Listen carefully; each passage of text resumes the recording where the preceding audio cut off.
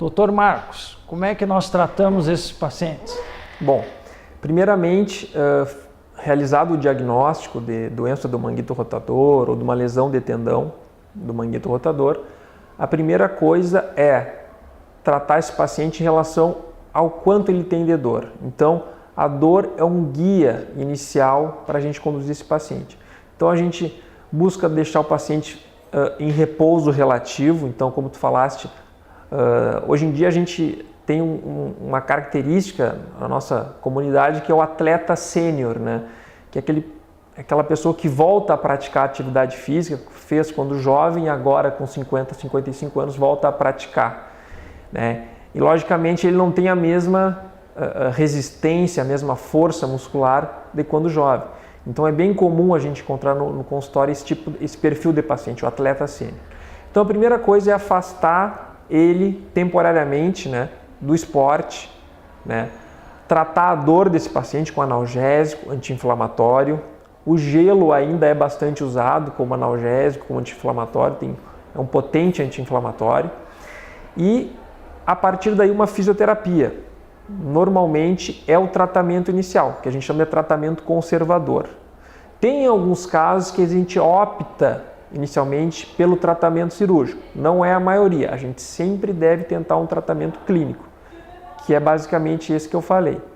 Se o paciente, após 3 meses, 6 meses, ele não tem remissão dos sintomas, continua com dor noturna, quer voltar a praticar um esporte, né, mesmo que recreacional, como tu falaste, uma vez por semana, 2, a gente tem a alternativa do tratamento cirúrgico, né? Hoje em dia, com o avanço da técnica cirúrgica, a introdução da videoartroscopia na década de 90, isso aí permitiu um melhor tratamento desse paciente. Permitiu também que ele tenha menos dor no pós-operatório, ele fica menos tempo internado e a reabilitação acaba sendo mais precoce, né?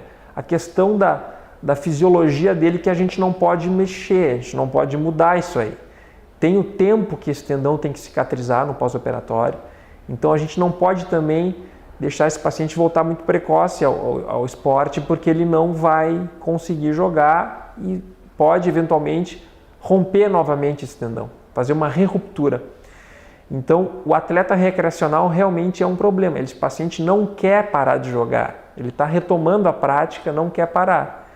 Mas os estudos mostram que não é todos os pacientes que conseguem voltar a jogar um esporte como o tênis, que é um esporte que exige bastante do ombro, que é um esporte de arremesso, que a gente chama, como é o pádel, como é o handball, como é o voleibol.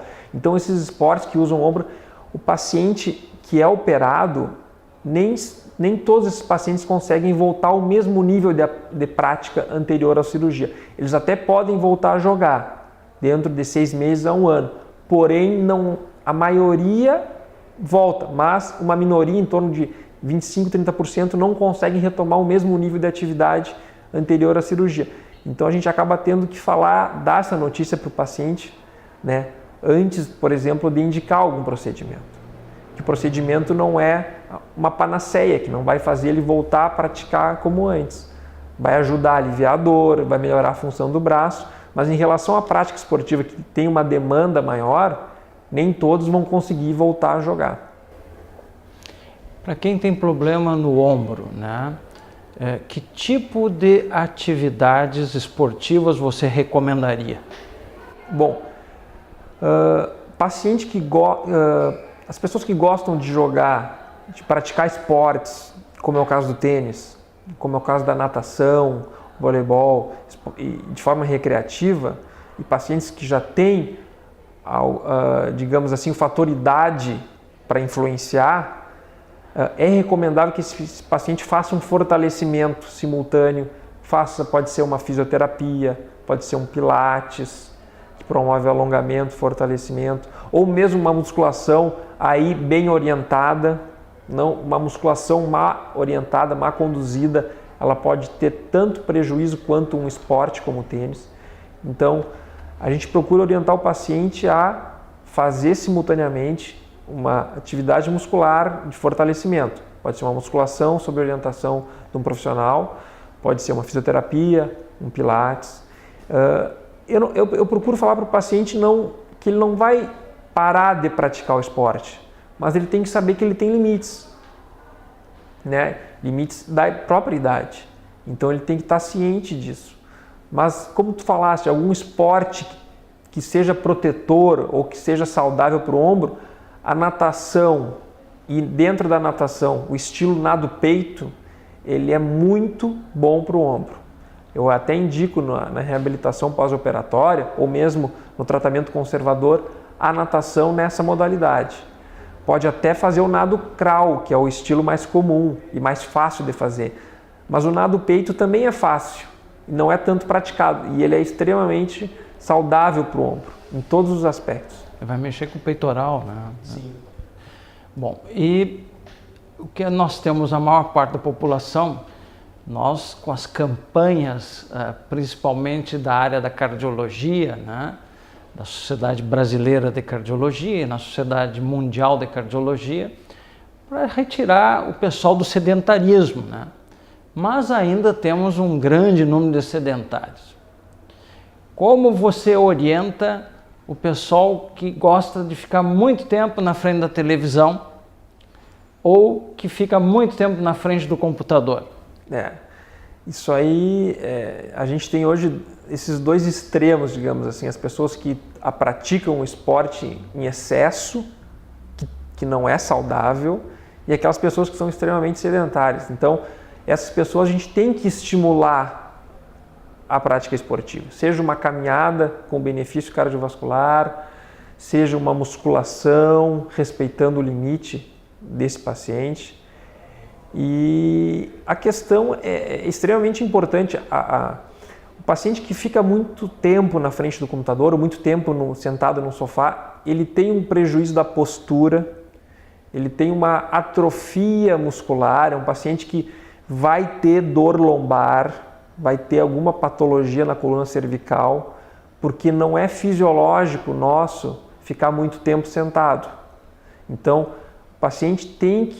as pessoas têm que entender que essa posição de sentar não é fisiológica.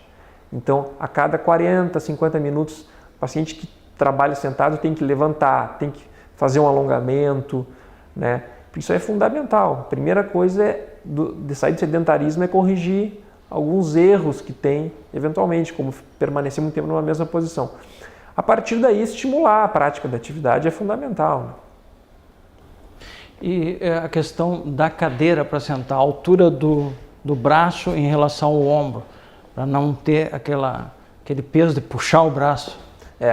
Eu sempre oriento o paciente que trabalha muito no computador a trazer o teclado ou o mouse mais próximo do computador, do corpo, né? A cadeira tem que ter uma altura em que os joelhos fiquem fletidos 90 graus, a coxa com o tronco 90 graus e que ele permaneça com a coluna ereta. E esse teclado, esse mouse tem que ficar próximo ao corpo, porque um posicionamento inadequado do mouse ou do teclado faz com que o paciente tenha que levar a mão para frente e essa posição do braço causa um tensionamento na musculatura da escápula, que envolve a escápula, a musculatura periescapular, que gera contratura, gera tendinite, gera bursite escapulotorácica. Então isso realmente também é um problema muito comum que eu vejo em consultório, hoje no meu consultório, é a questão do posicionamento do braço na hora de trabalhar. E como muitas profissões usam o computador, isso é extremamente comum. Muito bem. Então estamos chegando ao final de mais um programa Conversando com o Cardiologista, hoje com o Dr. Marcos Quinol Barros, ortopedista especialista em ombro. Marcos, eu passaria a palavra para tuas considerações finais sobre ombro.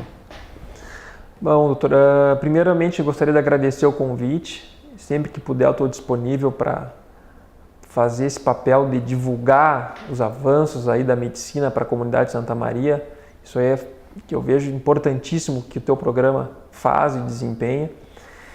E como mensagem dizer para os pacientes que estão aí sentados assistindo ao programa, ou as pessoas que estão aí sentadas, que façam atividade física, que se exercitem, mas que antes consultem um cardiologista, consultem um ortopedista, façam uma avaliação, porque existem inúmeras lesões relacionadas à atividade física, relacionadas ao trabalho, que precisam ser esclarecidas, né, para diminuir a incidência de futuras lesões. Então, o trabalho preventivo ele é fundamental.